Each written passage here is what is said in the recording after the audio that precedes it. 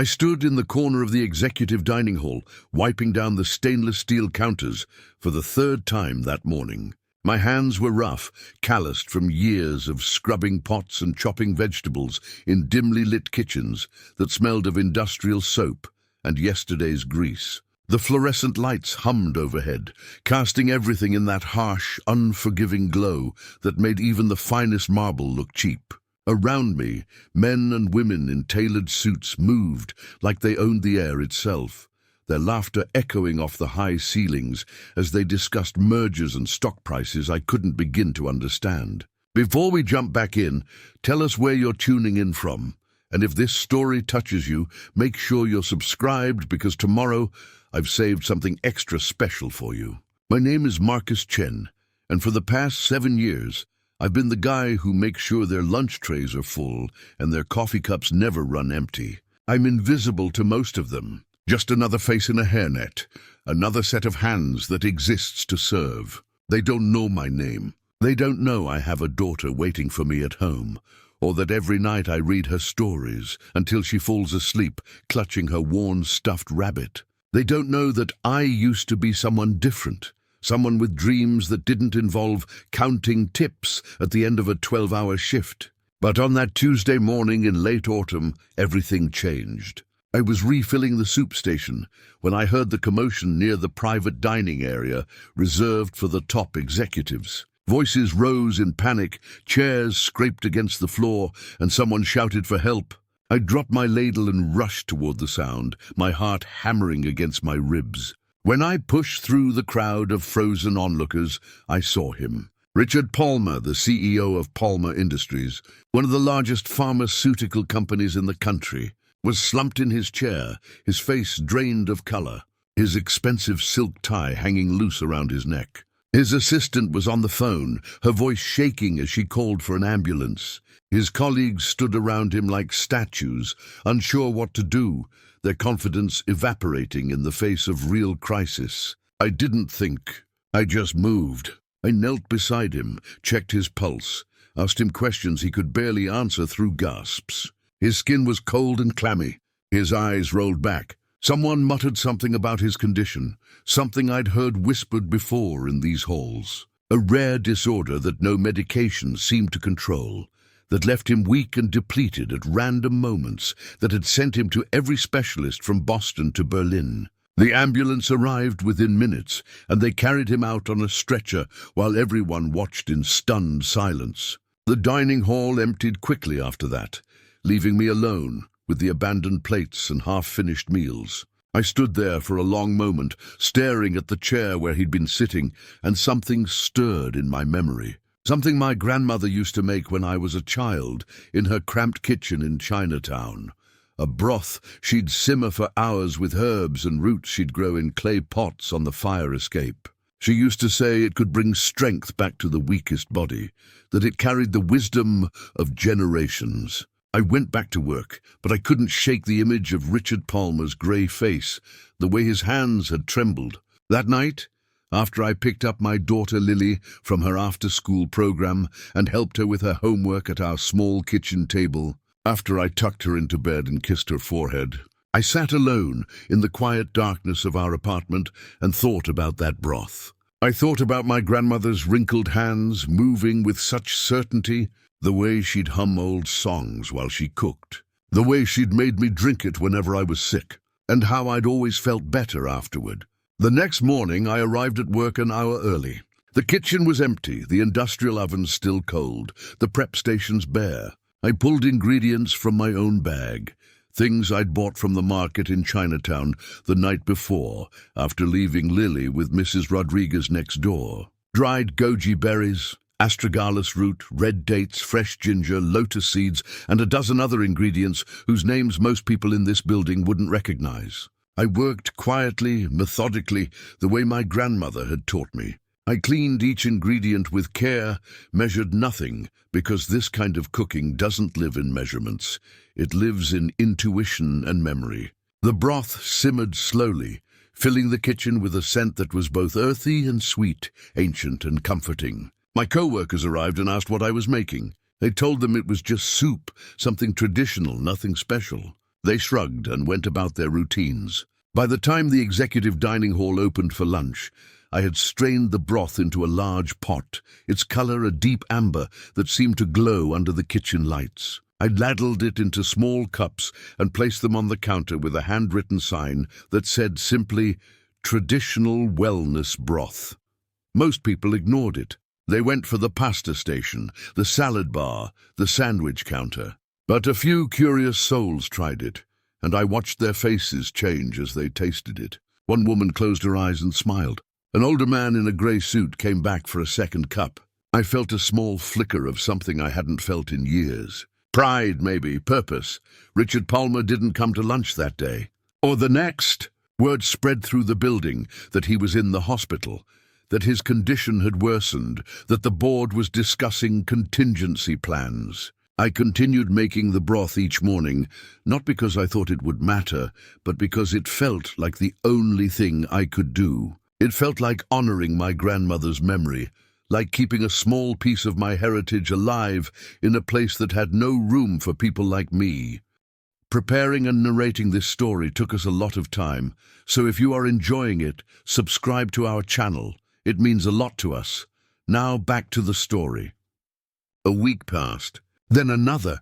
I was wiping down the serving line one Thursday afternoon when a woman in a sharp navy suit approached me. She introduced herself as Jennifer Morris, Richard Palmer's executive assistant. She asked if I was the one making the traditional broth that had been appearing in the dining hall.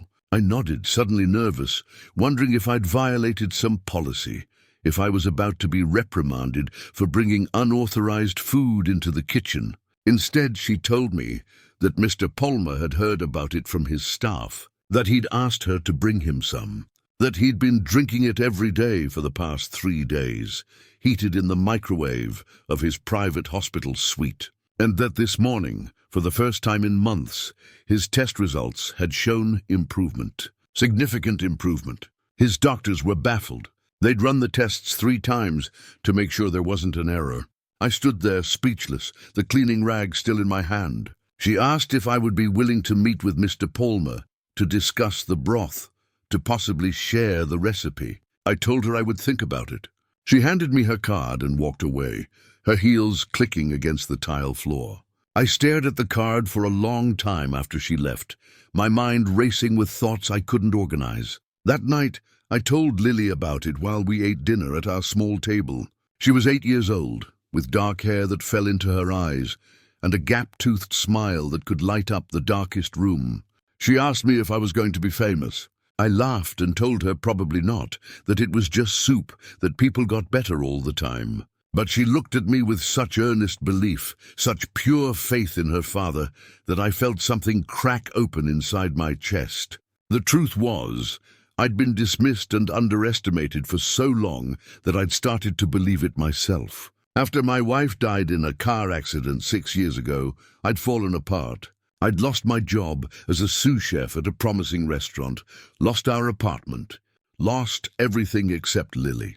I'd taken the cafeteria job because it was the only thing available, because it had health insurance, because the hours meant I could pick her up from school. I'd accepted my place at the bottom of the ladder, convinced myself that survival was enough, that dreams were luxuries for people with safety nets. But sitting there with my daughter, watching her eyes shine with pride, I realized something.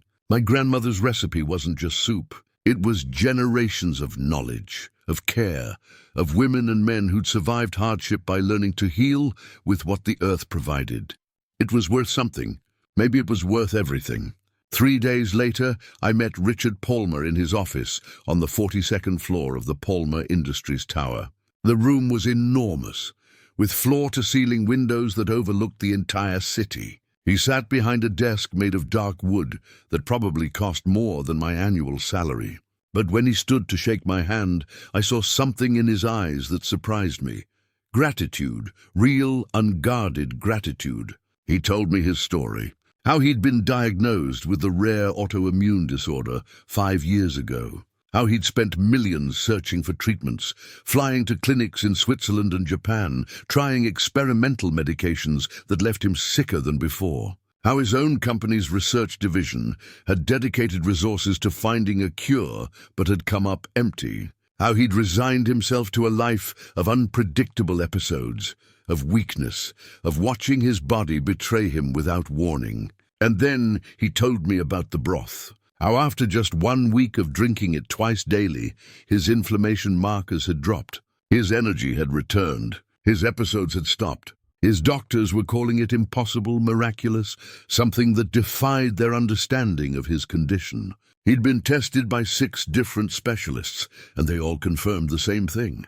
Whatever was in that broth was doing what years of pharmaceutical research couldn't do. He asked me about the ingredients. I told him about my grandmother, about growing up in her small apartment where every surface held a plant or a jar of dried herbs, about how she'd learned from her mother, who'd learned from hers, a chain of knowledge stretching back generations. I explained each ingredient, what it was believed to do, how they worked together in harmony rather than in isolation. He listened with the intensity of a man who'd been given an unexpected second chance at life. Then he made me an offer. He wanted to fund research into the broth, to understand its mechanisms, to see if it could help others with similar conditions. He wanted to create a partnership between traditional knowledge and modern science.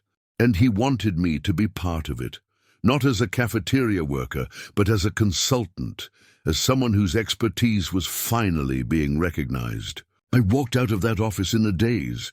The elevator ride down felt like falling through a dream. When I stepped back into the cafeteria kitchen, my co-workers looked at me strangely, sensing something had changed, but not understanding what. I finished my shift in silence, my mind spinning with possibilities I'd stopped allowing myself to imagine. That evening, I picked up Lily from school and we walked to the park near our apartment.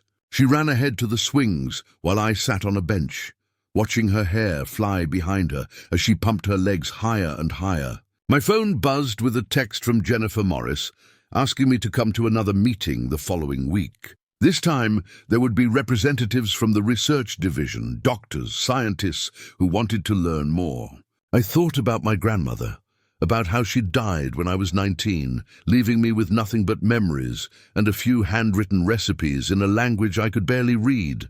I thought about how I dismissed those recipes as old-world superstition when I was young and arrogant, how I'd wanted to make French cuisine and work in Michelin-starred restaurants, how I'd looked down on the very traditions that had sustained my family for generations. It had taken losing everything, hitting the absolute bottom, working in obscurity for years, to finally understand what she'd been trying to teach me. That real knowledge doesn't come from prestige or recognition. It comes from paying attention, from respecting what came before, from understanding that wisdom often wears humble clothes and speaks in quiet voices. As I sat there watching my daughter swing against the dimming sky, I realized that this moment, this unexpected turn in my life, wasn't just about a recipe or a cure or even recognition. It was about reclamation, about taking back the parts of myself I'd abandoned in the pursuit of fitting in, of being acceptable, of surviving in a world that had no use for who I really was. The next morning, I walked into the cafeteria kitchen with my head held differently. I made the broth the same way I always had, with the same care and intention, but something had shifted. I wasn't invisible anymore, not to myself, and soon I suspected not to anyone else either. The phone call would come the next day, the one that would change everything, the one that would bring pharmaceutical companies knocking at my door with offers and questions and contracts. But in that moment, standing in the steam of the simmering pot, I was simply a father, a grandson, a keeper of old knowledge in a new world. And that, I was finally beginning to understand, was more than enough. The journey that led me to that cafeteria kitchen, to that moment of unexpected recognition, began long before I ever imagined it would. My story starts in a cramped 2-bedroom apartment in the heart of San Francisco's Chinatown, where the smell of bok choy and incense drifted through paper-thin walls, and the sounds of Cantonese opera mixed with traffic noise created a symphony I thought I'd leave behind the moment I could. My grandmother, Popo, as I called her, raised me after my parents died in a factory fire when I was 4 years old. I have only fragments of memories of them. My mother's laugh, my father's calloused hands lifting me onto his shoulders. But Popo became everything. She was a woman who stood barely 5 feet tall, with silver hair she kept in a tight bun, and hands that never stopped moving. She'd emigrated from Guangdong province in the 1950s with nothing but a cloth bag and recipes memorized from her own grandmother. She worked 3 jobs to keep us fed. She cleaned offices at night, took in sewing during the day, and on weekends she sold her broths and soups at the community center to elderly immigrants who remembered the taste of home. I would sit in her tiny kitchen after school, doing homework at a table, scarred with decades of knife marks, while she moved between pots and pans with a grace that made cooking look like meditation. She never measured anything. She would hold ingredients in her palm, close her eyes, as if listening to something only she could hear, and add them to the pot with absolute certainty. When I asked her how she knew how much to use, she'd tap her chest and say the knowledge lived here, passed down through blood and memory, something that couldn't be written in books or taught in schools. I didn't appreciate it then. I was an American kid who wanted pizza and hamburgers, who felt embarrassed when she packed me lunch in old takeout containers that smelled of ginger and star anise. I wanted to fit in with the other kids at school, the ones whose parents spoke English without accents, who lived in houses instead of apartments, who didn't have to share bathrooms with 3 other families. When I turned 16, I got my first job washing dishes at an Italian restaurant in North Beach. The head chef, a loud man named Vincent with tattooed forearms and a temper that could clear a kitchen, saw something in me. He started teaching me to cook. Real cooking, he called it, the kind that came from France and Italy, the kind that required precision and technique and respect for classical methods. I absorbed everything he taught me like I was starving for it. I started spending less time with Popo. I'd come home late, smelling of garlic and wine reductions, and find her asleep in her chair, with the television flickering blue light across her weathered face.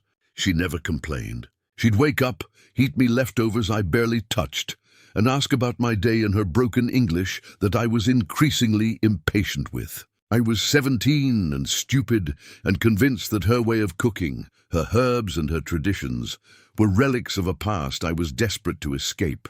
By the time I graduated high school, I decided I was going to culinary school. Vincent wrote me a recommendation letter, and I got accepted to a prestigious program in New York. Popo sold her jade bracelet, the only valuable thing she owned, to help pay for my first semester.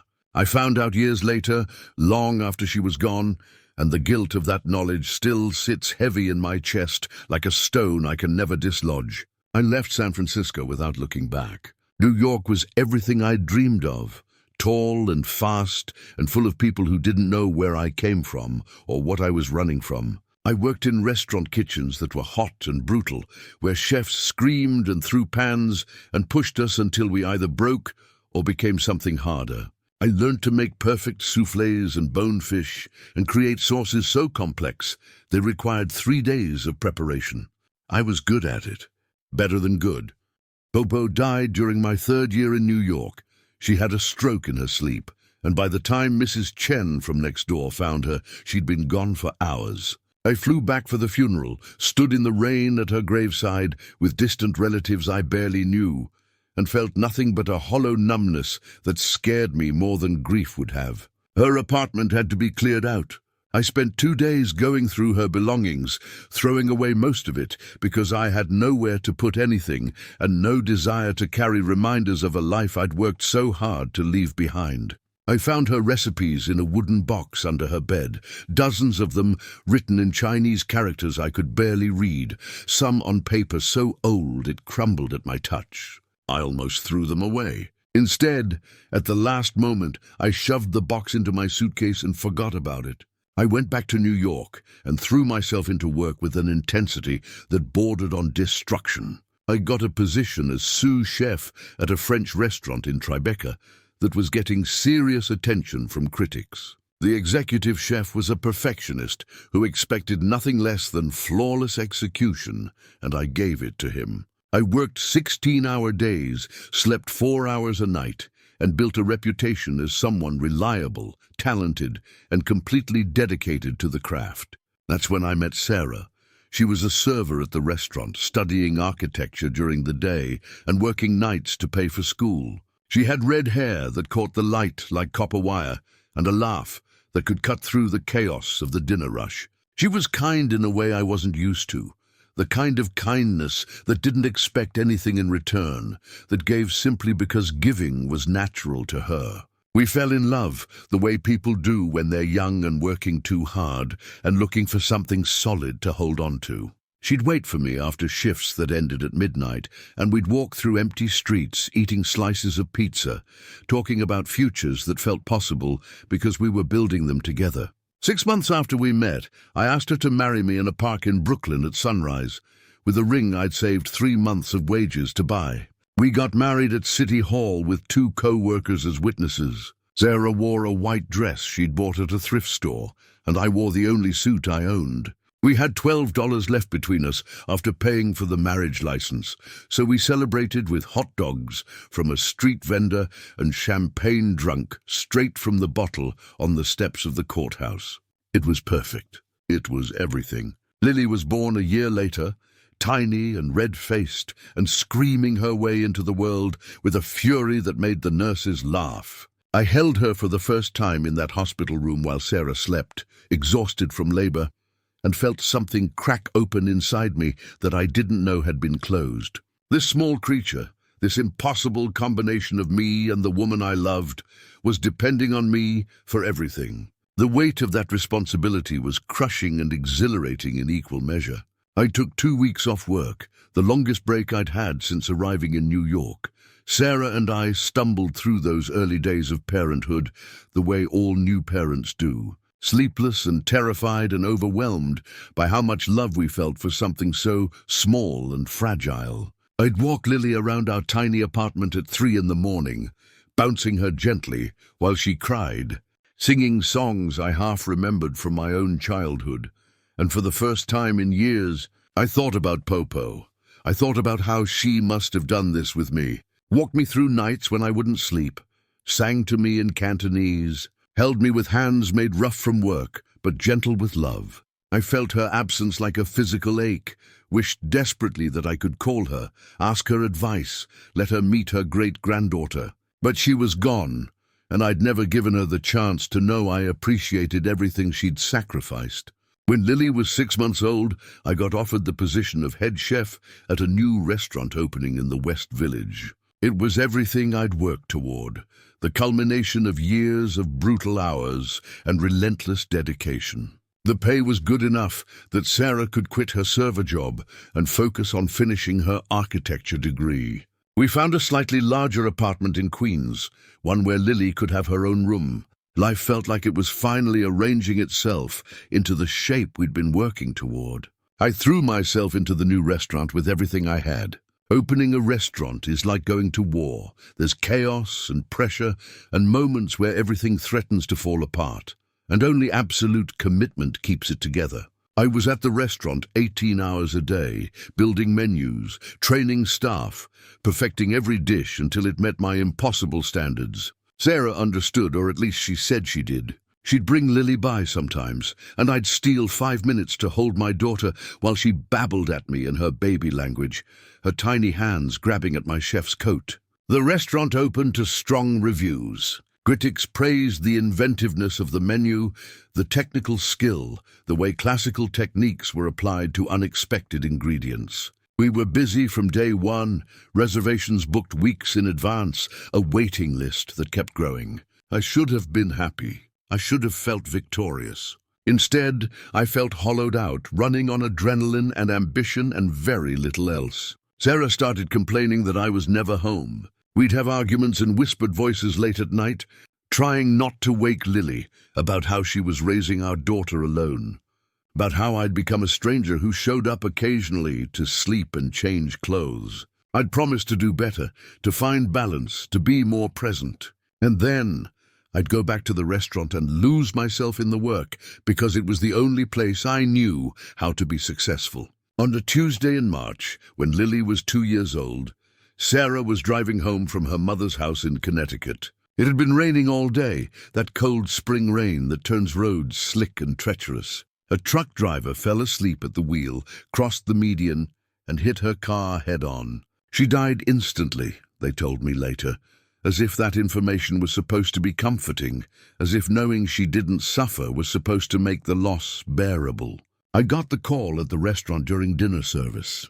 A police officer on the line asking if I was Marcus Chen, husband of Sarah Chen, father of Lily Chen, who was currently safe with her grandmother. The words didn't make sense at first. They arranged themselves in my head, but refused to form meaning. I stood in the kitchen holding the phone, while around me chefs called out orders, and pans clanged, and the organized chaos of service continued without me. I don't remember much about the weeks that followed. There was a funeral I moved through like a ghost. There were people I didn't know offering condolences that felt like a tax. There was Lily, confused about why Mommy wasn't coming home, asking questions I had no ability to answer. Sarah's mother wanted to take Lily, thought it would be better for her to be raised by someone stable, someone who wasn't falling apart. We had terrible conversations in lawyers' offices, negotiations over my daughter's future that felt like my heart being torn out through my throat. I quit the restaurant, just walked out one day and never went back. The owner called, angry at first, then concerned, then finally just sad. I stopped answering. I stopped doing a lot of things. I'd wake up on the couch, not remembering falling asleep there. I'd find myself staring at walls for hours. The only thing that kept me tethered to reality was Lily, who needed to be fed and bathed and held when she cried for her mother in the middle of the night. We lost the apartment because I couldn't pay rent. Sarah's life insurance helped for a while, but I burned through it faster than I should have, making poor decisions in a fog of grief I couldn't see through. We moved into a shelter for a month, then into a room in a boarding house that smelled of mildew and desperation. I applied for jobs but couldn't hold them. I'd show up late or not at all, unable to summon the focus or energy that professional kitchens demanded. Child services got involved. There were meetings, evaluations, a social worker named Patricia who looked at me with a mixture of pity and concern that made me want to disappear. She told me I needed to get stable employment, needed to find proper housing, needed to prove I could provide for my daughter, or they'd have to consider other options. The threat was clear. Get it together, or lose the only thing I had left. That's when I found the cafeteria job at Pharma Industries. It wasn't cooking, not really. It was assembly line food service, reheating pre-made meals, serving corporate employees who barely looked at me. But it had regular hours, health insurance, and a salary just enough to rent a small apartment in a building that wasn't falling apart. I took it without hesitation, grateful for anything that might keep my daughter with me.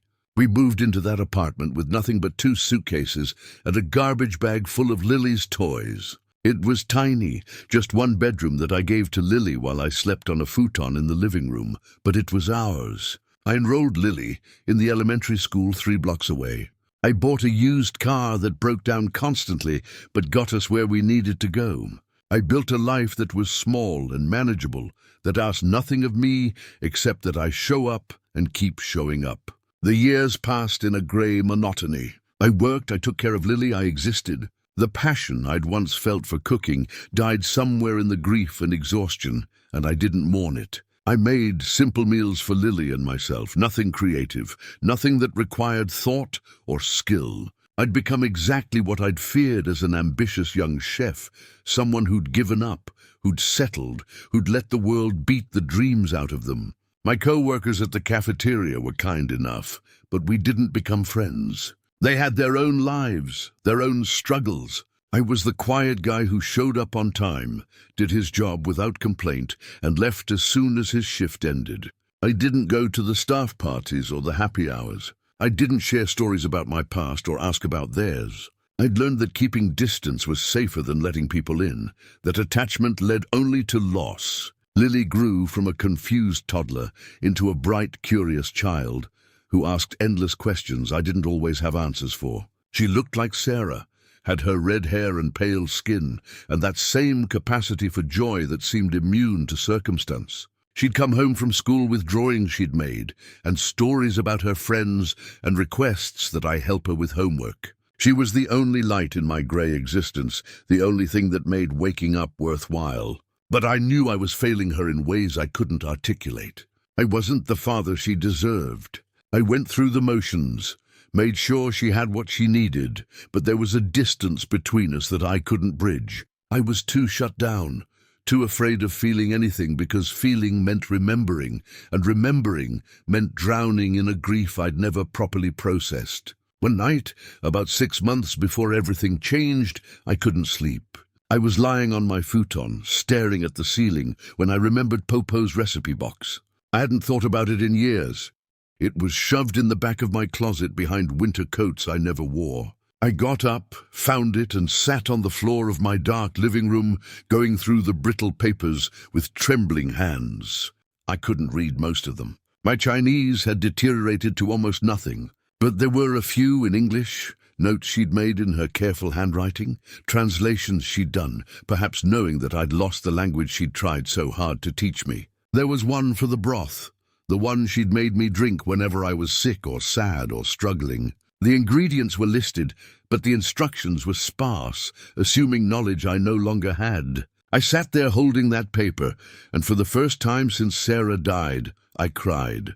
Not the angry, desperate crying of early grief, but something quieter and deeper, a recognition of everything I'd lost and everything I'd thrown away. Popo's wisdom, Sarah's love, my own dreams and ambitions. I'd let it all slip through my fingers, had convinced myself that holding on to nothing was safer than risking more loss. That paper stayed on my kitchen counter for weeks. I'd look at it every morning while making Lily's breakfast, this tangible connection to a grandmother who'd loved me despite my rejection of everything she represented. I started thinking about trying to make it, about whether I even remembered how, about whether there was any point in attempting to resurrect something from a past I'd worked so hard to bury. And then Richard Palmer collapsed in the executive dining hall, and something in me woke up. Some instinct I thought I'd lost. Some muscle memory of caring about healing and nourishment, and the ancient knowledge that food was medicine before it was pleasure or art. I'd gone home that night and made the broth not because I thought it would matter, but because for the first time in years, I felt called to do something other than merely survive. Standing in my grandmother's tiny kitchen as a child, I'd had no idea that her lessons would save me decades later. I'd thought I was escaping her world when I left for New York.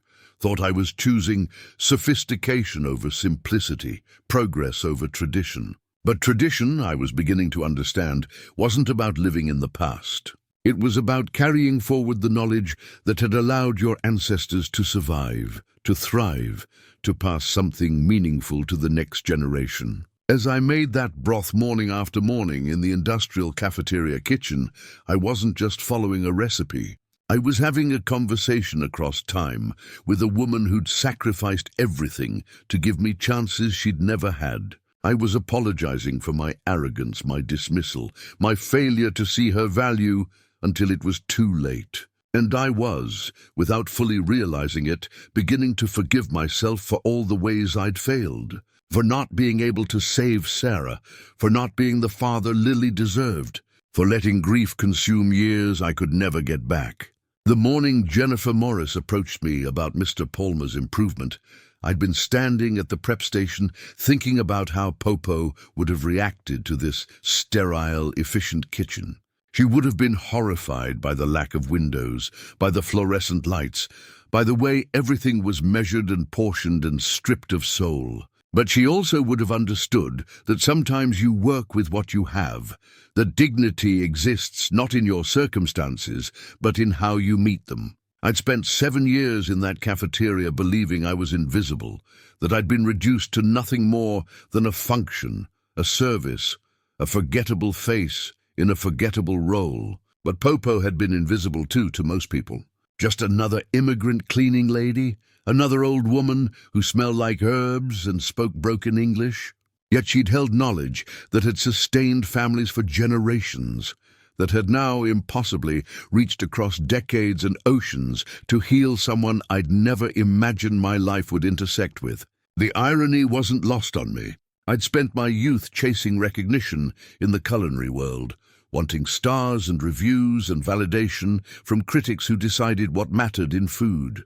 I'd abandoned the cooking of my heritage because it didn't fit the narrative of success I'd been sold. And now, at my lowest point, working a job I'd taken out of desperation rather than choice, that abandoned knowledge was offering me a chance at redemption I didn't know I'd been seeking. But redemption, I was learning, isn't about erasing the past or undoing mistakes. It's about learning to carry what you've lost and what you've learned with equal grace. About understanding that the path to wisdom is always through failure and grief and the slow, painful work of becoming someone you can live with. Popo had known that. Sarah had known that. And now, finally, I was beginning to understand it too. The morning after my meeting with Richard Palmer in his 42nd floor office, I woke up at 4:30 as usual, my body conditioned by years of early shifts to rise before the sun. But this time, instead of the familiar dread that accompanied most mornings, I felt something different stirring beneath my ribs. It wasn't quite hope. The concept felt too fragile, too dangerous to name. It was more like the faint pulse of possibility, the sense that maybe, just maybe, the story I'd been telling myself about my life wasn't finished being written. Lily was still asleep in her room, her stuffed rabbit clutched against her chest, her red hair spread across the pillow like spilled paint. I stood in her doorway for a moment, watching her breathe. This person who'd kept me tethered to the world when I wanted nothing more than to drift away from it. Everything I did, every choice I made, came back to her. The question that haunted my quietest moments was always the same. Was I enough? Would she grow up and understand why her father had shrunk his world so small, or would she resent the limitations I'd wrapped around both our lives? I made coffee in the small kitchen, the ancient machine sputtering and hissing like it did every morning. While it brewed, I pulled out Popo's recipe box from where I'd started keeping it on top of the refrigerator, instead of hidden in the closet. I'd been looking through it more frequently over the past weeks, trying to decipher the characters I could no longer read, attempting to reconstruct memories that had faded like old photographs left too long in sunlight. There were recipes I remembered her making. The winter melon soup she'd serve on humid summer nights, the bitter melon stir-fry I'd hated as a child, but now craved with an intensity that felt like homesickness. There were others I had no memory of, complex formulations that seemed more medicine than food, with ingredients whose purposes I could only guess at. Each recipe represented hours of her life, knowledge accumulated across generations, wisdom that she'd tried so hard to pass to me while I'd been too young and stubborn to receive it. The coffee finished brewing, and I poured it into a chipped mug Lily had decorated at a school pottery class, her handprint pressed into the clay and paint that was now fading. I sat at our small table and thought about what Richard Palmer had proposed. He wanted to study the broth, to understand its mechanisms, to potentially develop treatments based on traditional formulations. He'd used words like partnership and collaboration, had spoken to me with a respect I hadn't experienced in years. But there was something that made me hesitate, something I couldn't quite articulate even to myself. This wasn't just a recipe, it was my grandmother's legacy, a piece of cultural knowledge that had been preserved through oral tradition and careful practice. What happened when you took something like that and fed it into the machinery of pharmaceutical research? Would the essence of it survive, or would it be broken down into compounds and molecules, stripped of the holistic understanding that made it work? I had no answers. I was a cafeteria worker with a culinary degree I'd never finished using, not a bioethicist or a traditional medicine practitioner. But I knew I needed to understand more before I made any decisions that couldn't be unmade. I needed to reconnect with the community and knowledge base I'd abandoned when I left Chinatown all those years ago. That Saturday, I took Lily on the subway into the city.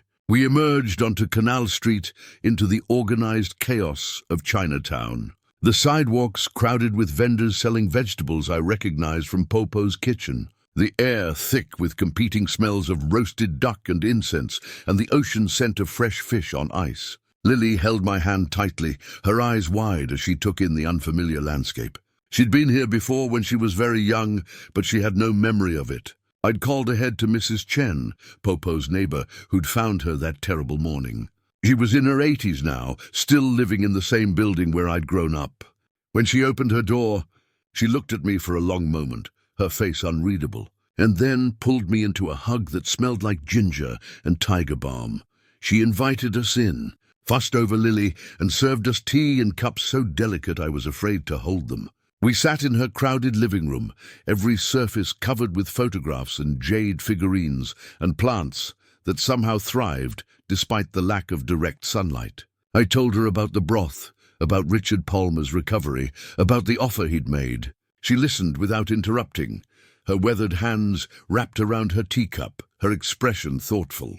When I finished, she was quiet for a long time. Then she began to speak in Cantonese, and though my understanding was limited, I caught enough to follow. She told me about Popo's mother, my great-grandmother, who'd been known in their village as a healer.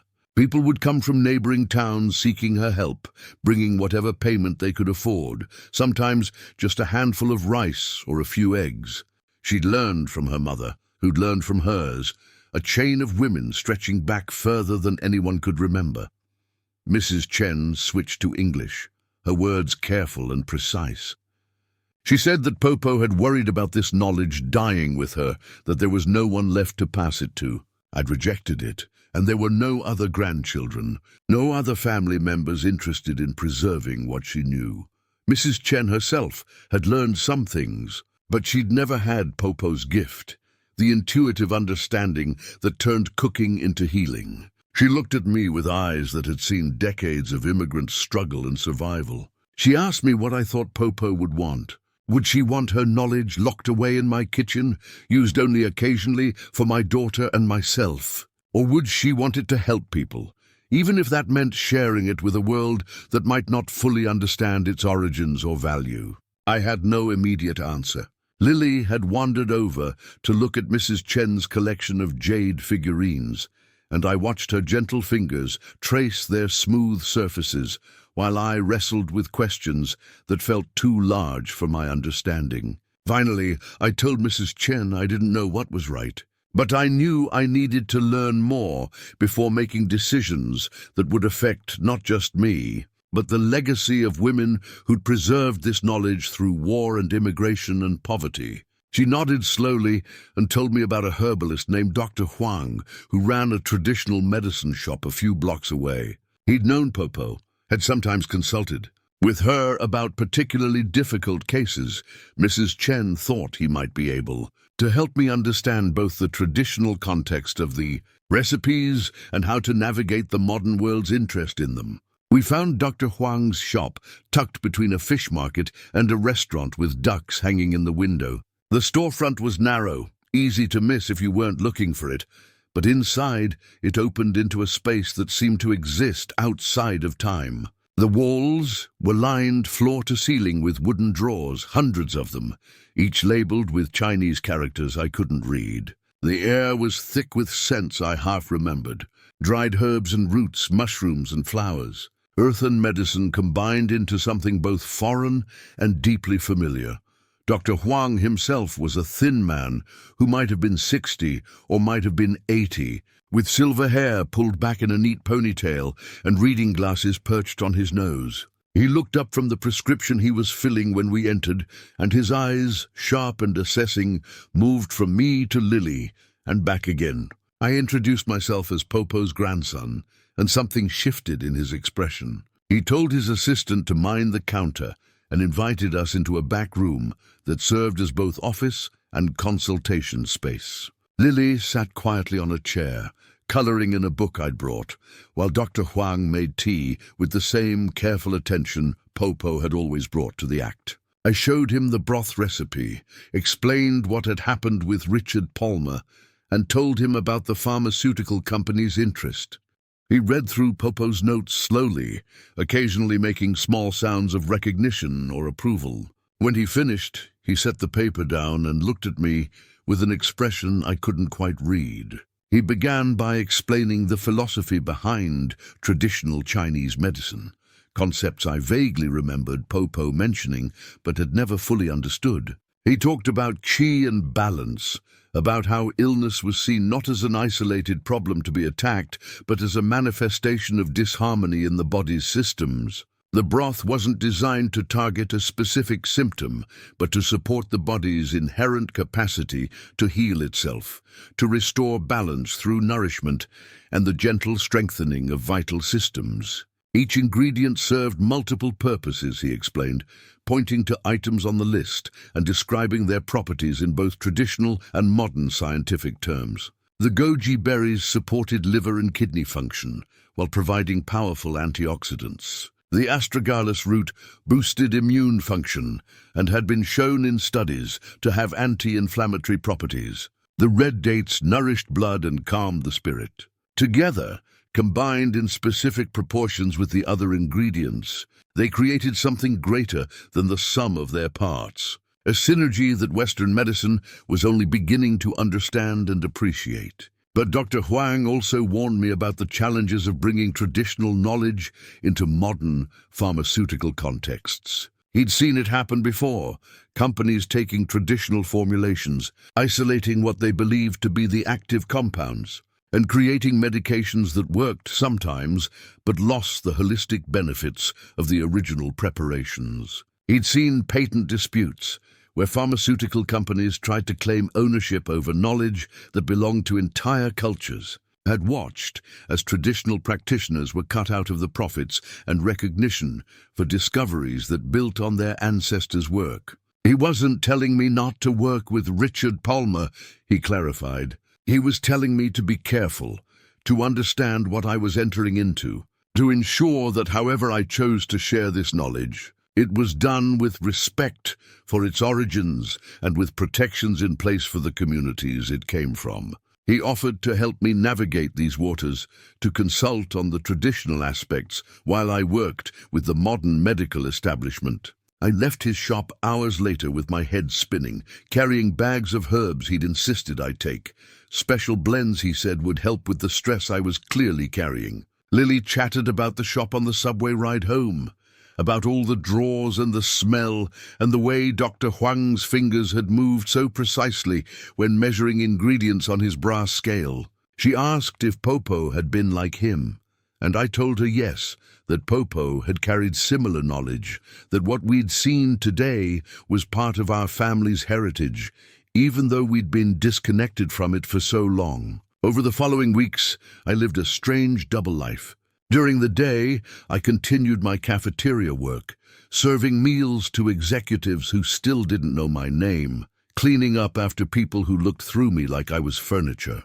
But my mornings and evenings became dedicated to a different kind of work. I studied Popo's recipes with new intensity, cross-referencing them with books Dr. Huang had lent me, slowly rebuilding my understanding of the traditional medicine framework they existed within. I met with Dr. Huang twice a week, usually early in the morning before my shift. He'd prepare tea, and we'd sit in his back room while he explained concepts, answered questions, and helped me understand not just the what of the recipes, but the why. He taught me about diagnosis in traditional medicine, how to read a person's constitution, how to adjust formulations based on individual needs. This wasn't one-size-fits-all medicine, but something deeply personalized, requiring observation and intuition as much as knowledge. I also met regularly with Jennifer Morris and a small team Richard Palmer had assembled.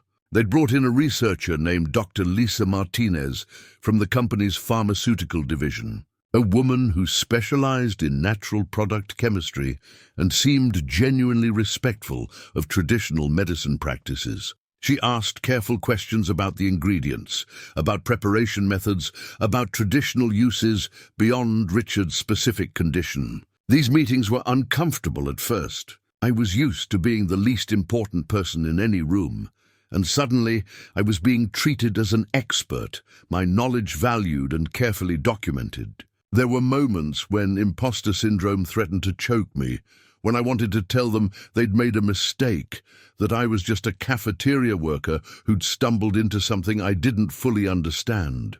But Dr. Martinez had a way of asking questions that drew out knowledge I didn't know I possessed, connections I'd absorbed from Popo without realizing I'd been learning. They wanted to do a small clinical study, carefully controlled, to document the broth's effects on patients with conditions similar to Richard's. Dr. Martinez explained that this was the first step toward understanding the mechanisms, toward potentially developing treatments that could help more people. But she emphasized that they wanted to do this right, with respect for the traditional formulation, with my involvement at every stage, and with clear acknowledgement of the knowledge's origins. Richard Palmer himself attended some of these meetings. His recovery had been remarkable, sustained over weeks now, with no return of the debilitating symptoms that had plagued him for years. His doctors remained baffled, but couldn't argue with the results. He looked at me sometimes with an expression that was almost embarrassed, as if he was seeing me for the first time, and realizing he'd walked past me in the cafeteria for years without ever actually seeing me. During one meeting, he asked me directly why I'd made the broth that first day. I told him the truth, that I'd watched him collapse and thought about my grandmother's healing soups, that I'd made it partly from instinct and partly from a grief I hadn't known I was still carrying. He was quiet for a long moment, and then he said something that surprised me. He said that sometimes the most valuable things come from the most unexpected places, that he'd spent millions seeking cures from the most prestigious medical institutions in the world, and healing had come from a cafeteria worker making his grandmother's soup. But it wasn't just the pharmaceutical meetings that consumed my time. I also went back to Chinatown regularly, meeting with other traditional practitioners Dr. Huang introduced me to, learning about the community of knowledge keepers who still practice these ancient healing arts in modern America. I met acupuncturists and herbalists, martial arts masters who understood the body's energy systems, elderly immigrants who carried recipes and techniques passed down through generations. These meetings felt different from the pharmaceutical ones. There was less formality but more depth, conversations that wandered through history and philosophy as much as medicine. I heard stories about the challenges of maintaining traditional practices in a culture that often dismissed them as superstition, about the difficulty of passing knowledge to younger generations who were assimilating into American culture and losing their heritage languages. I began to understand that what I was doing wasn't just about one recipe or one person's healing, but about the larger question of how traditional knowledge survives and adapts in the modern world. One evening, I sat with a group of elderly herbalists in the back room of a community center. They were all in their 70s and 80s, and they spoke in rapid Cantonese I could barely follow. But one of them, a woman named Auntie Wu, translated key points into English for my benefit. They talked about Popo, shared memories of her, told stories I'd never heard about her kindness and her skill. They said she would be proud of what I was doing, that she would want her knowledge used to help people, but they also warned me to be careful, to ensure that in sharing the knowledge, I didn't allow it to be stolen or stripped of its cultural context. I promised them I would be careful. I told them about Dr. Huang's guidance, about my insistence that any research or development acknowledge the traditional origins, about my determination to ensure that if there was profit or recognition, it flowed back to the communities this knowledge came from. They nodded approvingly, but remained skeptical, having seen too many times how good intentions failed to protect cultural knowledge from exploitation. During this time, Lily was becoming more aware of the changes happening around us. She noticed that I was tired in new ways, that our apartment was now filled with books about traditional medicine and bags of herbs, that I spent evenings studying instead of just staring blankly at the television. She asked me what I was doing, and I tried to explain it in terms an 8-year-old could understand.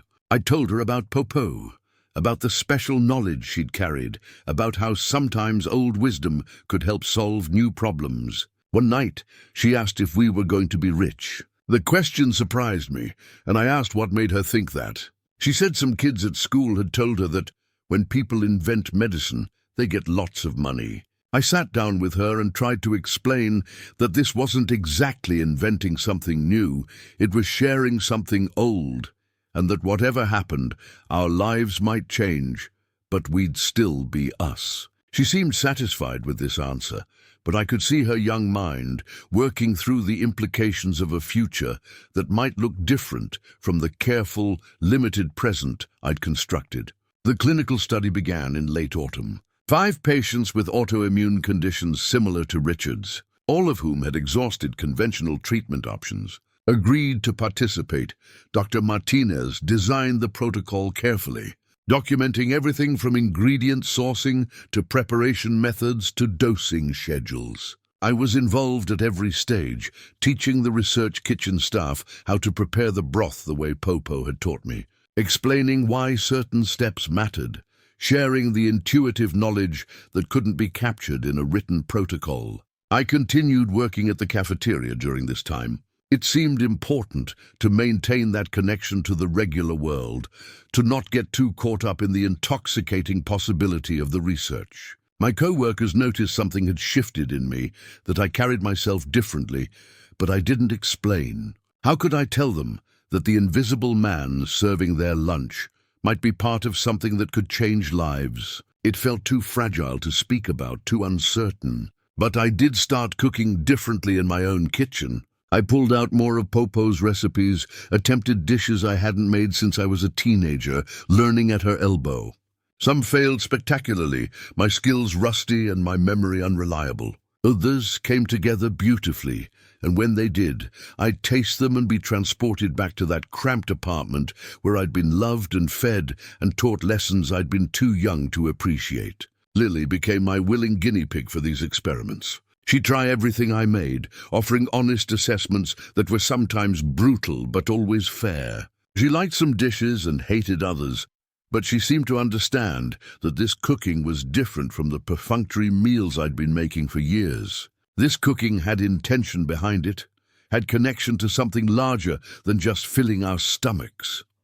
Dr. Huang noticed the change in me too. During one of our morning sessions, he commented that I was beginning to understand not just the technical aspects of traditional medicine, but its spirit. The way it approached healing as a holistic practice that involved body, mind, and spirit together.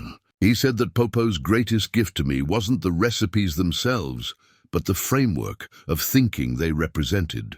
A way of seeing health and illness, nourishment and healing, that Western medicine was only now beginning to rediscover. The preliminary results from the clinical study started coming in after 6 weeks. All 5 patients showed improvements, not dramatic overnight transformations, but steady, measurable progress in their inflammatory markers, their energy levels, their quality of life indicators. Dr. Martinez was cautiously excited, explaining that while the sample size was too small for definitive conclusions, the results were promising enough to warrant larger studies. Richard Palmer wanted to move forward immediately with expanded research, with plans to develop standardized formulations, with visions of helping thousands of patients who suffered from similar conditions. During meetings, he'd sketch out timelines and budgets, talking about FDA approval processes and pharmaceutical partnerships. His enthusiasm was genuine, but it also made me nervous. This was moving faster than I'd anticipated, growing larger than I'd imagined. I talked to Dr. Huang about my concerns.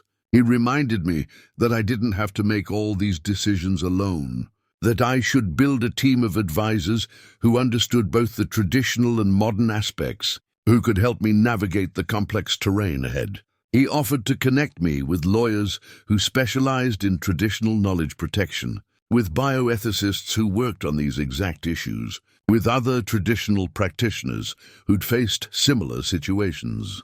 I also talked to Mrs. Chen, who'd become something of a grandmother figure to Lily during our regular Chinatown visits. She told me that opportunities like this came rarely, that the chance to bring traditional wisdom into broader recognition was precious. But she also reminded me that Popo had never sought fame or fortune, had practiced her healing arts with humility and service, had measured success not in recognition, but in the people she'd helped feel better. As winter approached, I found myself standing at a threshold I'd never imagined reaching. The cafeteria job that had once been my entire world now felt like a small part of a much larger story that was still being written. The recipes I'd dismissed as old-fashioned superstition were revealing themselves to be sophisticated medical formulations worthy of serious scientific investigation. And I, the grieving widower who'd shrunk his life down to nothing more than survival, was being called to step into a role that terrified and excited me in equal measure. But there was still one more thing I needed to do before I could fully commit to whatever came next. One Saturday morning I took Lily back to Chinatown, but this time we didn't go to Dr. Huang's shop or Mrs. Chen's apartment. We went to the cemetery where Popo was buried, a place I hadn't visited since her funeral 14 years earlier. Her headstone was simple, just her name in English and Chinese, the dates of her birth and death, and a small carved image of a lotus flower.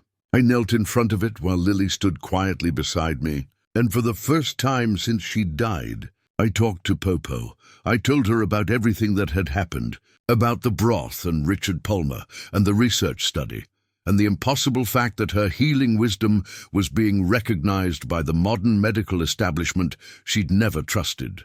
I apologized for taking so long to understand what she'd been trying to teach me, for dismissing her knowledge, for letting grief and pride keep me disconnected from my heritage. I told her about Lily, about how she had her great-grandmother's stubbornness and kindness, about how I was trying, however imperfectly, to pass along the legacy Popo had preserved. And I asked her, there in that cemetery with dead leaves skittering across the grass and my daughter's small hand slipping into mine, what she would want me to do. Should I share this knowledge widely, risk it being misunderstood or exploited, but potentially help people who were suffering? Or should I keep it small and protected, ensure it remained pure and untainted, but limit its reach and impact? The answer, when it came, wasn't a voice or a vision or anything mystical. It was simply the memory of Popo in her kitchen, making broth for anyone who needed it, never asking what they could pay, never concerned with recognition, focused only on the act of helping someone feel better. She'd shared her knowledge freely because that's what healers do, because knowledge that isn't shared becomes just another form of death. I stood up, brushed the grass from my knees, and took Lily's hand. We walked back through the cemetery gates toward the subway, toward our small apartment, toward a future that was becoming clearer with each step.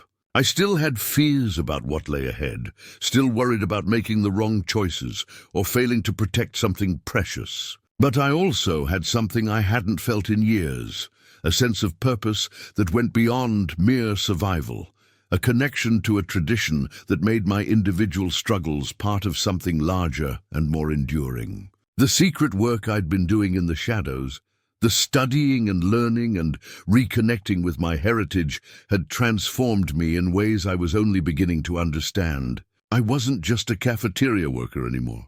I was a keeper of traditional knowledge, a bridge between ancient wisdom and modern science, a father teaching his daughter that our history and culture were treasures worth preserving and sharing. And soon, very soon, the world was going to find out.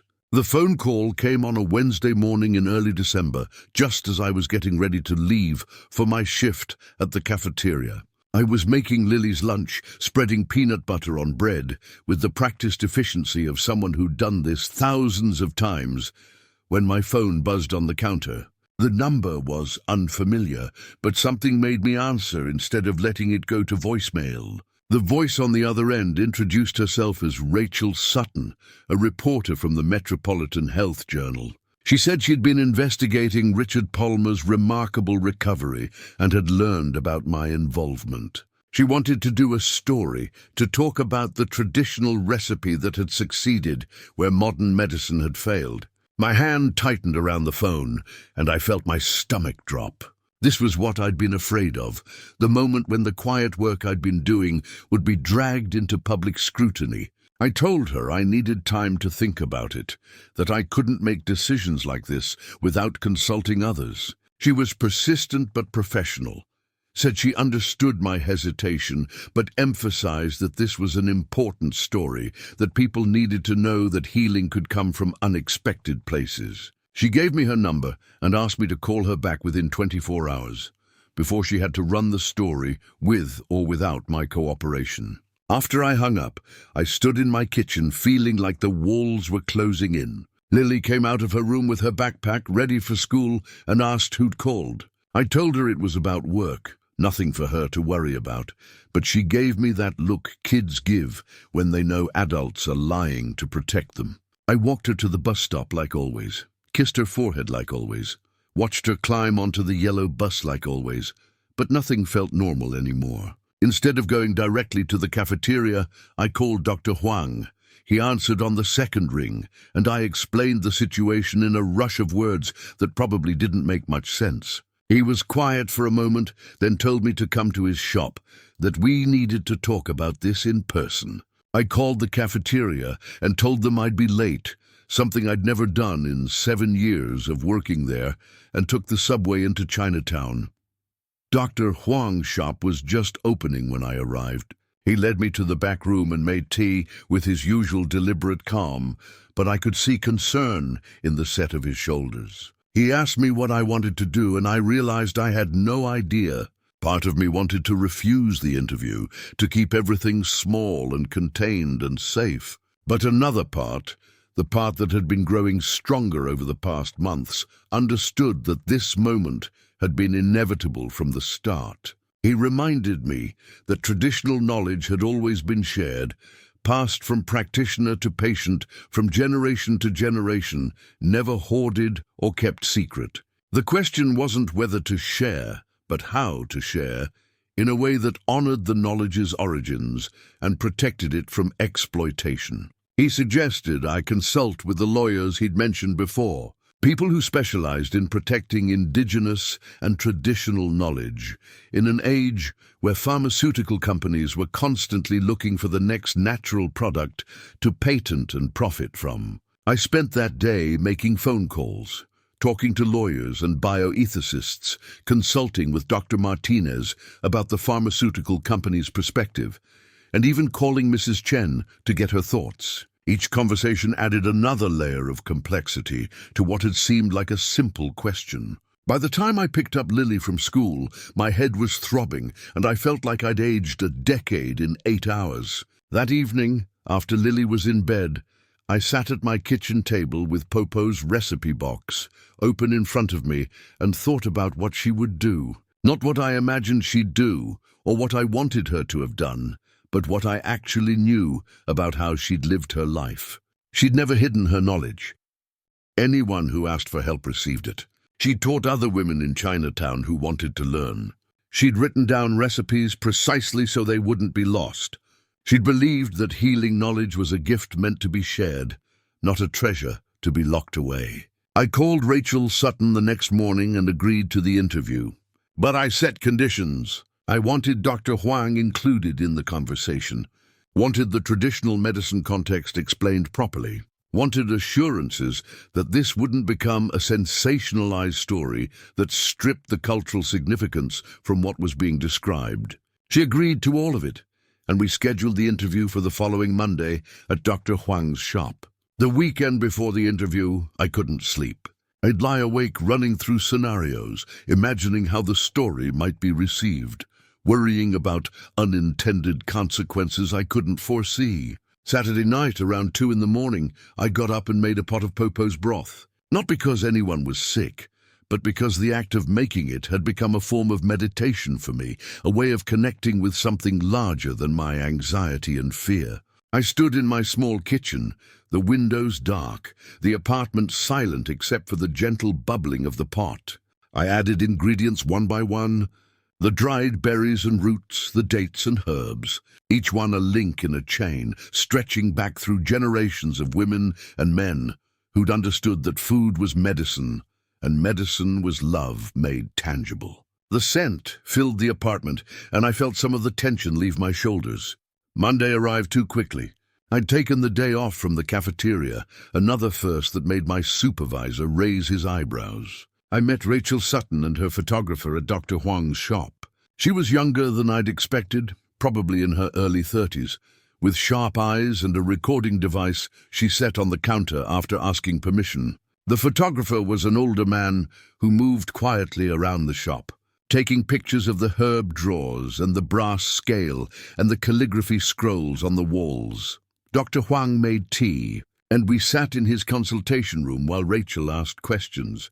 She wanted to know everything: how I'd learned the recipe, why I'd decided to make it that day in the cafeteria, what the traditional medicine framework was behind it, what the clinical results had shown. She was thorough and respectful, clearly having done her research, asking intelligent questions that showed she understood the complexity of what she was covering. I told her about Popo, about watching her cook in her cramped kitchen, about dismissing her knowledge as a teenager, hungry for something more sophisticated and American. I told her about losing my wife, about the years of grief and barely surviving, about how making that broth had been the first time in years I'd felt connected to anything beyond mere survival. Dr. Huang explained the traditional Chinese medicine principles, the concept of balance and harmony, the way individual ingredients worked synergistically rather than in isolation. Rachel asked about Richard Palmer, about the pharmaceutical company's involvement, about plans for further research and development. I was careful in my answers, having been coached by the lawyers about what I could and couldn't say, given the ongoing research. But I emphasized that any development had to honor the traditional origins, had to benefit the communities this knowledge came from, had to be done with respect and acknowledgement rather than extraction and appropriation. The interview lasted 3 hours. By the end, I was exhausted, but also felt a strange sense of relief. I'd told the story as truthfully as I could, had centered Popo's wisdom rather than my own role, had tried to make it clear that this wasn't about one person's discovery, but about the preservation and recognition of traditional knowledge that had always existed. Rachel said the story would run in 2 weeks, that she'd send me a draft before publication to check for factual accuracy. She thanked us both, and then she and the photographer left. Dr. Huang and I sat in silence for a few minutes, drinking cold tea, neither of us quite sure what we'd set in motion. The article came out on a Tuesday, both in print and online. The headline read, "Traditional Recipe Succeeds Where Modern Medicine Failed. Cafeteria Workers' Grandmother's Broth Shows Promise for Rare Autoimmune Disorder." The piece was fair and thorough, exactly what Rachel had promised. She'd included photos of Dr. Huang's shop, quotes from Dr. Martinez about the clinical study, and a sidebar explaining the history and philosophy of traditional Chinese medicine. I read it on my phone during my break at the cafeteria, sitting in the employee lounge that smelled like microwaved leftovers and industrial cleaner. When I finished, I just sat there staring at the screen, my hands shaking slightly. This was real now. The story was out in the world, beyond my control, already being read by thousands of people. The response was immediate and overwhelming. By lunchtime, my phone was flooded with messages from numbers I didn't recognize, emails piling up faster than I could read them. News outlets wanted follow-up interviews. People suffering from autoimmune conditions wanted to know how they could get the broth. Alternative medicine advocates were celebrating it as validation. Skeptics were already posting critiques, questioning the science. At work that day, everything changed. Co-workers who'd barely spoken to me in 7 years suddenly wanted to know if I was the Marcus Chen from the article. Executives coming through the lunch line recognized me, congratulated me, treated me like I was someone worth acknowledging. The cafeteria manager pulled me aside and asked if I needed time off to deal with all the attention, something he would never have offered 24 hours earlier. Richard Palmer himself came down to the cafeteria that afternoon, something I'd never seen him do in all my years working there. He found me at the prep station where I was chopping vegetables, and he shook my hand in front of everyone, thanking me publicly for what I'd done for him. The entire cafeteria went silent, every person watching this interaction between the CEO and the man who'd been invisible to them until a newspaper article made him visible. It was surreal and uncomfortable and validating all at once. This was what I'd wanted as a young chef, this recognition, this sense that my work mattered. But it had come in a way I never could have predicted. Not from culinary creativity, but from reconnecting with traditions I'd spent years running from. The irony wasn't lost on me. That evening I picked up Lily from school and found her surrounded by friends, all of them chattering excitedly. Apparently, her teacher had seen the article, had talked about it in class, had used it as a teaching moment about cultural heritage and traditional knowledge. Lily was beaming with pride, telling everyone that her great-great-grandmother had been a healer, that her dad was helping sick people, that their family had special recipes passed down through generations. We walked home together, her hand in mine, and she talked non-stop about everything that had happened at school. I'd let her chatter, grateful for her joy, but inside I was churning with anxiety about what came next. The attention, the expectations, the pressure to somehow deliver on promises I'd never actually made, but that people were already projecting onto me. The next day brought the pharmaceutical companies, not Palmer Industries, which was already involved, but their competitors. Representatives started calling, sending emails, showing up at the corporate office asking for meetings. They'd seen the article, recognized the commercial potential, and wanted to be part of whatever development might happen. Some were respectful and professional. Others were aggressive and presumptuous, talking about partnerships before even introducing themselves properly. Dr. Martinez called to warn me that this was going to get complicated quickly, that I needed legal representation immediately, that pharmaceutical development was a world of patents and licensing agreements and intellectual property law that would eat me alive if I tried to navigate it alone. The lawyers Dr. Huang had connected me with were suddenly essential rather than optional, and I found myself in meetings discussing things like prior art and traditional knowledge databases and benefit-sharing agreements. It was overwhelming in a way that made the grief years feel simple by comparison.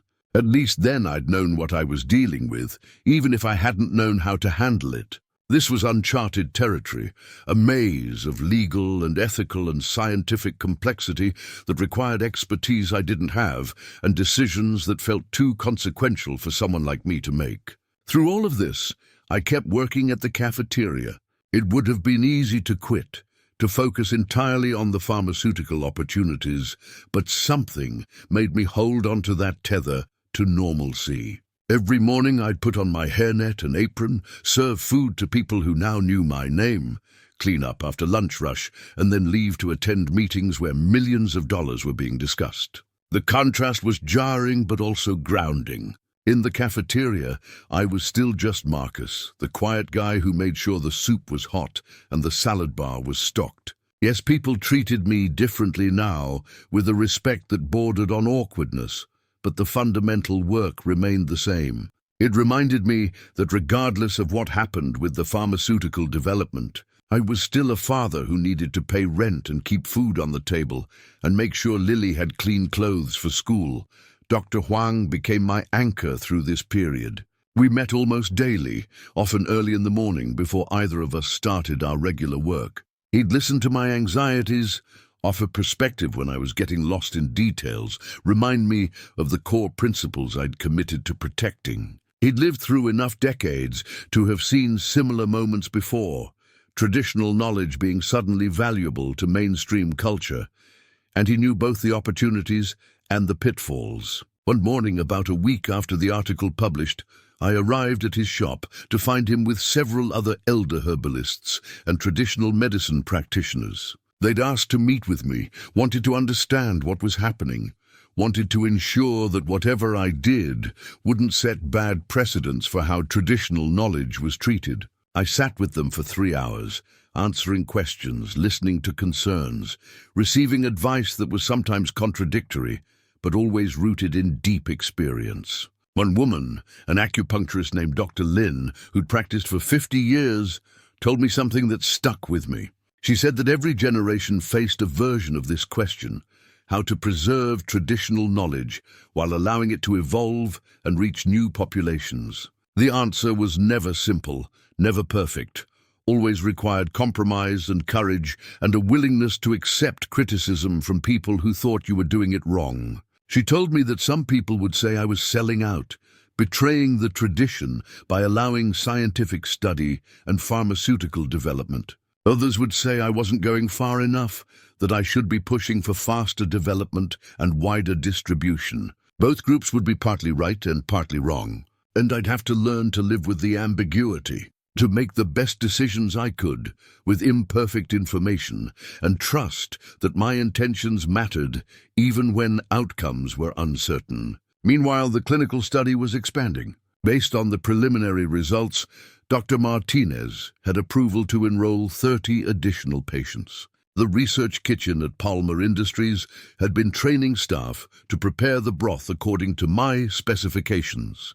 And I'd been spending time there teaching and observing, making sure the essence of the preparation was preserved even as it was being standardized for research purposes. This was delicate work, translating intuitive knowledge into reproducible protocols.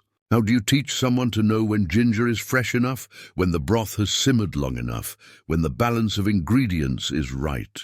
I found myself using language Popo had used, telling the kitchen staff to trust their senses, to pay attention to smell and color and texture rather than just following timers and measurements. Some of them got it immediately, understood that cooking was as much art as science. Others struggled, wanted more precise instructions, clearer guidelines. I worked with each of them individually, trying to find ways to communicate knowledge that had been passed to me through demonstration and practice, rather than written recipes. Richard Palmer attended one of these training sessions, watching quietly as I worked with his research kitchen staff.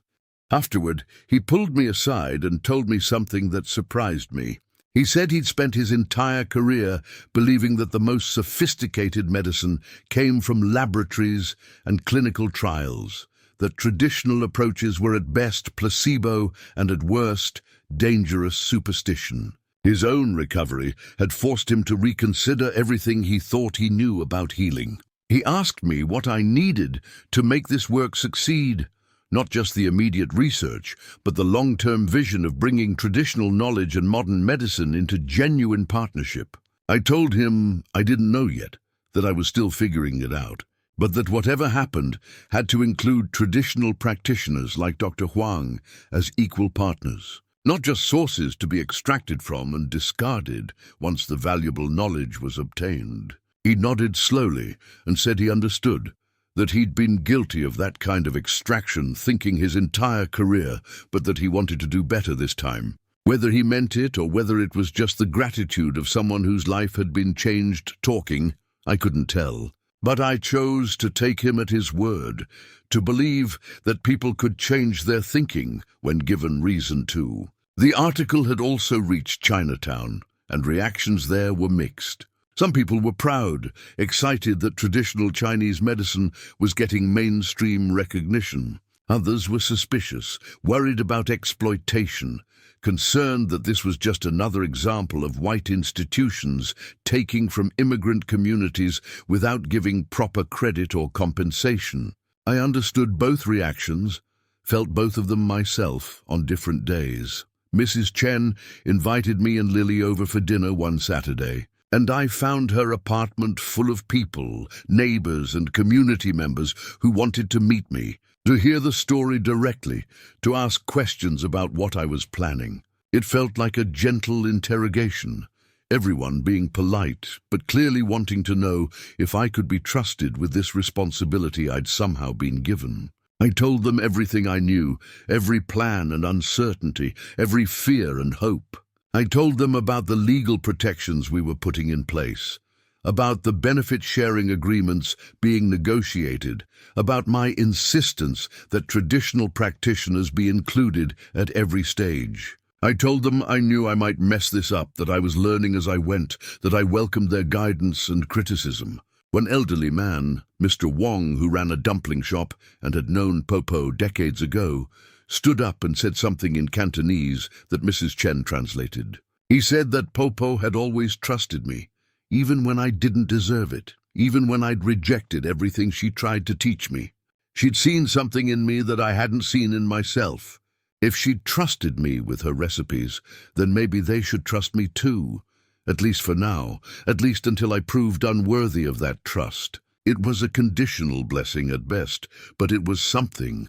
These people were my community, even though I'd been disconnected from them for so long. Their opinion mattered more than pharmaceutical executives or newspaper reporters. If I lost their trust, I'd have lost the only thing that made any of this meaningful.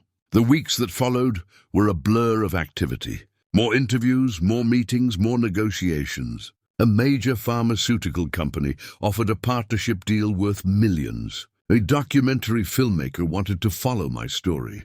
A literary agent called about a book. It was intoxicating and terrifying in equal measure, this sudden attention, this sense that my life was spinning out of my control into something I didn't recognize. Through it all, I kept returning to Dr. Huang's shop, to the quiet back room where we'd sit and drink tea and talk about everything and nothing. He'd remind me to stay grounded, to remember why I'd started making the broth in the first place, to not get so caught up in the possibilities that I forgot the principles. He'd tell me stories about other practitioners who'd faced similar moments, some who'd navigated them well and others who'd been consumed by them. One morning, he told me about a herbalist he'd known in Hong Kong, who'd developed a formula that became incredibly successful, got manufactured and distributed worldwide, made pharmaceutical companies rich. But in the process of development, the formula had been altered, simplified, stripped of elements that Western scientists didn't understand. It still worked somewhat, but it had lost the holistic power of the original. The herbalist had died bitter, watching his life's work become a profitable shadow of itself. Dr. Huang told me this story not to discourage me, but to make me vigilant, to remind me that good intentions weren't enough, that I needed to be fiercely protective of the integrity of what I was sharing. He said the greatest challenge ahead wasn't going to be the science or the business, it was going to be holding on to the soul of the practice while letting it evolve and reach new people.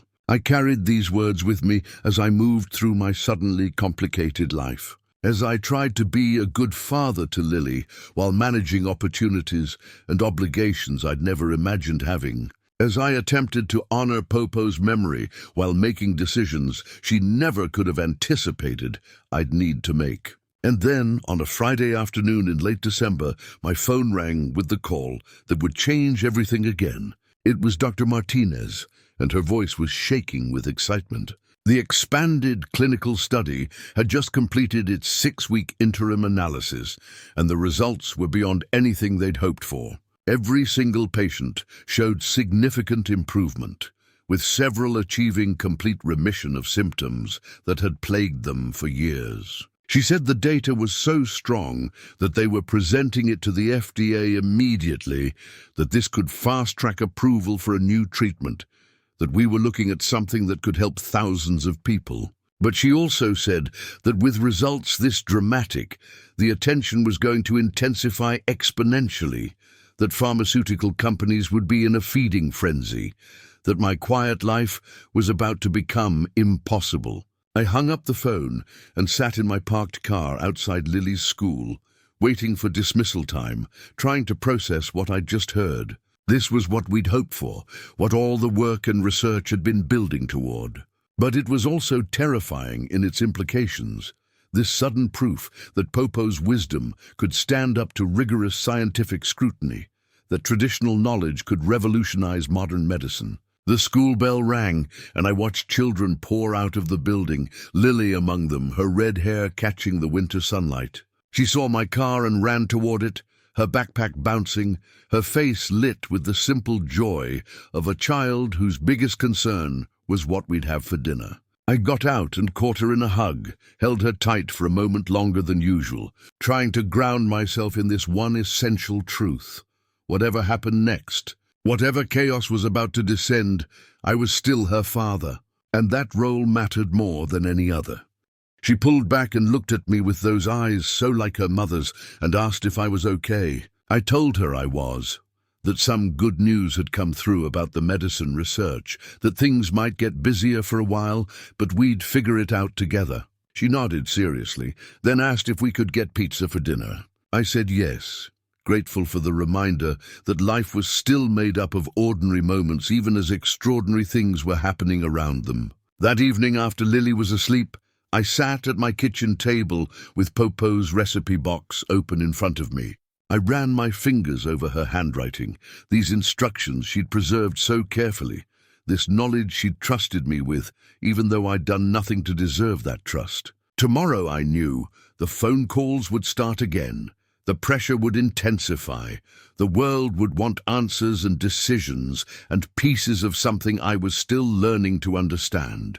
But tonight, in the quiet of my small apartment, I let myself feel something I hadn't allowed in years. Pride. Not the ego-driven pride of my younger self, hungry for recognition and acclaim, but something quieter and deeper. Pride in Popo, in the generations of women who'd preserved this knowledge through hardship and displacement. Pride in Dr. Huang and Mrs. Chen and all the traditional practitioners who'd supported me. Pride in myself, for finding the courage to reconnect with something I'd abandoned, for being willing to learn from mistakes and grow into responsibilities I'd never imagined carrying. The revelation wasn't just that the broth worked or that traditional medicine had value. The revelation was that healing happens in relationship across generations and cultures, when we're willing to receive wisdom from unexpected sources and honor it by sharing it forward. Popo had healed me long before I'd healed Richard Palmer, had given me tools I'd only just learned to use, had believed in me when I couldn't believe in myself. And now, somehow impossibly, her quiet legacy was about to reach far beyond the cramped Chinatown kitchen where she'd practiced her art.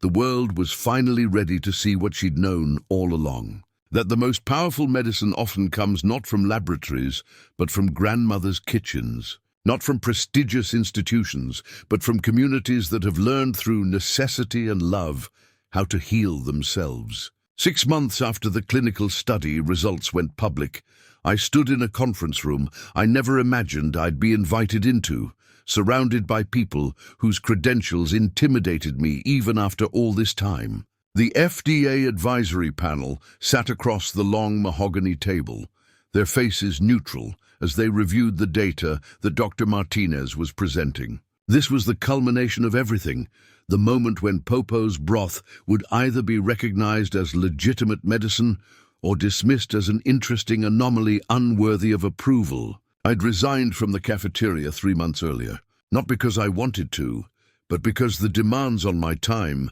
had become impossible to manage while maintaining a regular job.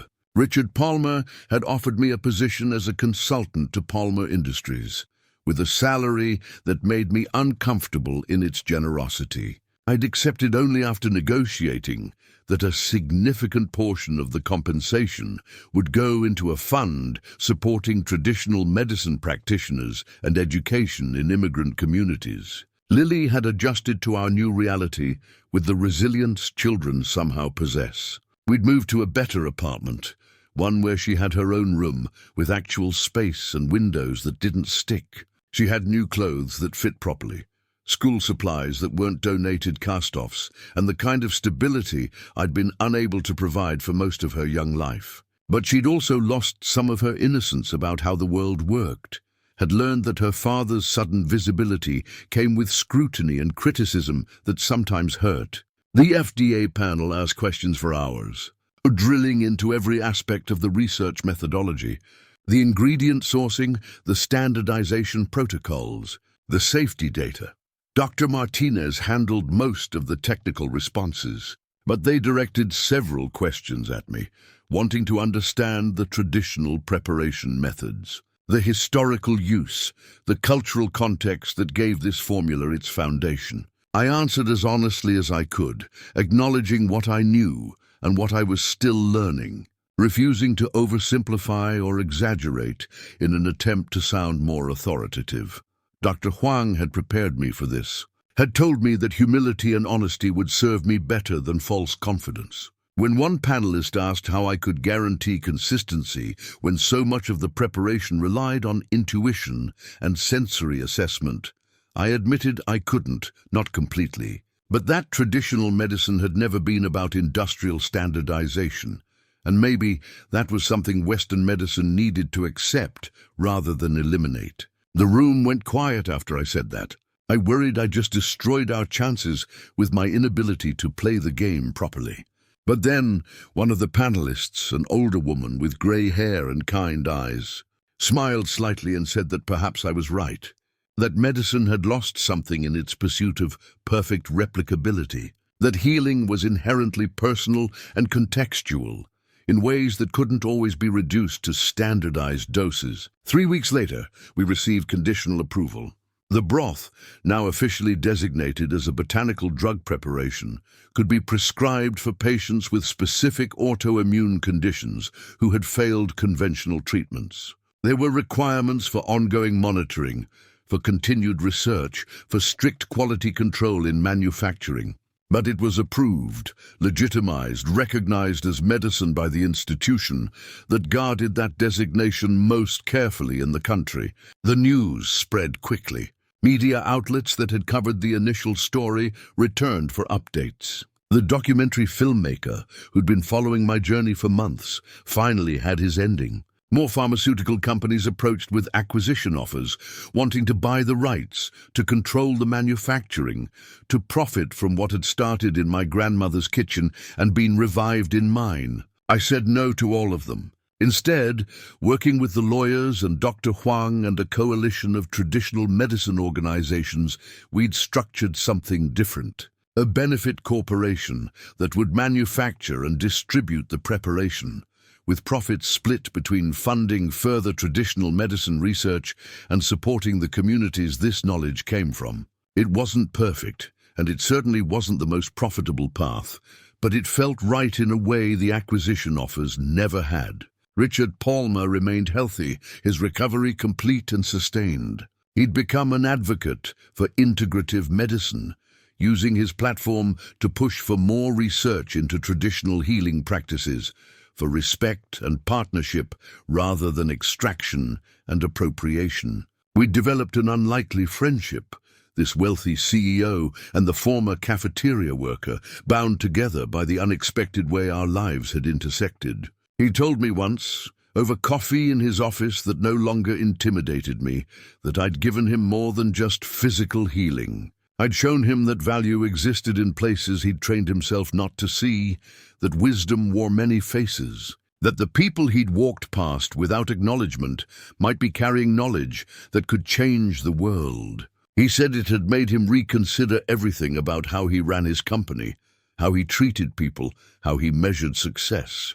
Dr. Huang had become a regular consultant for the Benefit Corporation, finally receiving compensation and recognition for decades of expertise that had previously existed only in the margins of mainstream medicine. He took the role seriously but with characteristic humility, always emphasizing that he was one voice among many, that traditional medicine was vast and diverse, that no single practitioner could speak for entire traditions. Mrs. Chen and the Chinatown community had cautiously embraced what was happening, seeing both the opportunities and the risks. Some traditional practitioners were thrilled by the mainstream recognition. Others worried about commodification, about ancient wisdom being reduced to products and profit margins. The debates were ongoing, sometimes heated, always necessary. I attended community meetings regularly, listening more than speaking, trying to remain accountable to the people whose knowledge made all of this possible. Lily was now 9 years old, and she'd started asking to learn how to make Popo's recipes. We spent Saturday mornings in our kitchen, and I taught her the way Popo had taught me. through demonstration and practice, through stories and sensory awareness, through the kind of embodied knowledge that couldn't be learned from books alone. She was a quick study, had inherited her great-great-grandmother's intuitive understanding of how ingredients work together. Sometimes, while we cooked, she'd ask about her mother.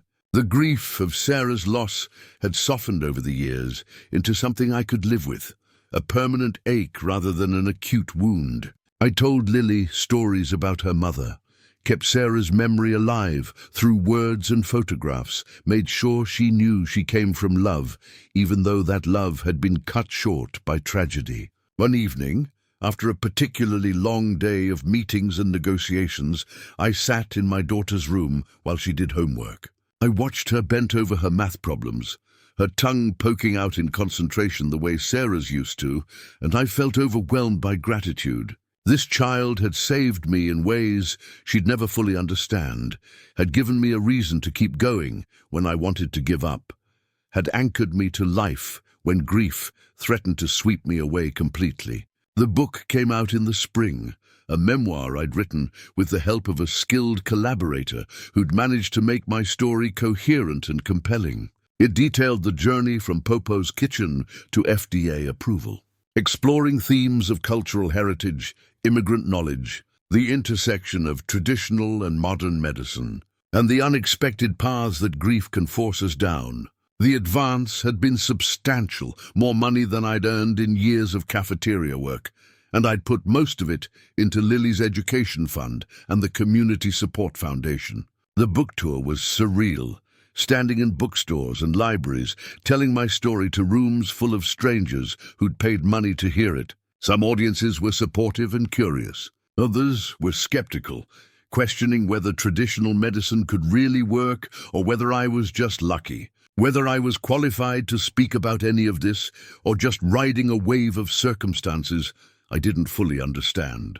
I tried to answer all questions honestly, never claiming more expertise than I possessed, always centering the knowledge keepers who'd come before me. Through everything, I remained close to Dr. Huang, meeting with him weekly, not because I had to, but because I needed his guidance and perspective. He was getting older, moving more slowly, and I worried about what would happen when he was gone, who would carry forward his particular wisdom and experience. He told me not to worry, that knowledge lives in communities, not individuals, that as long as people were willing to learn and practice and pass things forward, the traditions would survive. 1 year after the FDA approval, we held a ceremony in Chinatown to honor Popo and the other traditional practitioners whose knowledge had made everything possible. We'd commissioned a memorial plaque that would be installed in the community center, listing names of healers who'd served the neighborhood over the decades. Mrs. Chen spoke, her voice shaking with emotion, talking about what it meant to see their community's wisdom finally recognized and valued. I stood at that ceremony with Lily beside me, surrounded by people who'd supported this journey, and I thought about how far we'd come from that morning in the cafeteria when Richard Palmer had collapsed, and something in me had stirred awake. The path had been unexpected and sometimes painful, full of mistakes and learning, criticism and growth. But it had led here to this moment of honoring the past while building toward a future where traditional and modern medicine could exist in partnership rather than opposition. The pharmaceutical development continued, with new formulations being tested for other conditions, with research expanding into other traditional preparations that might hold similar promise. But I'd learned to hold it all more lightly, to not get consumed by the possibilities or crushed by the setbacks. This work would continue long after I was gone, carried forward by people who would bring their own perspectives and innovations, who would make mistakes and breakthroughs I couldn't foresee. What mattered most was that I'd honored Popo's legacy, had taken the knowledge she'd preserved and shared it in a way that respected its origins while allowing it to grow and evolve. I'd shown Lily that our heritage was valuable, that the wisdom of our ancestors deserved recognition and continuation, that cultural knowledge was a treasure worth fighting to preserve and share. Standing in my kitchen on an ordinary Tuesday evening, making dinner for my daughter,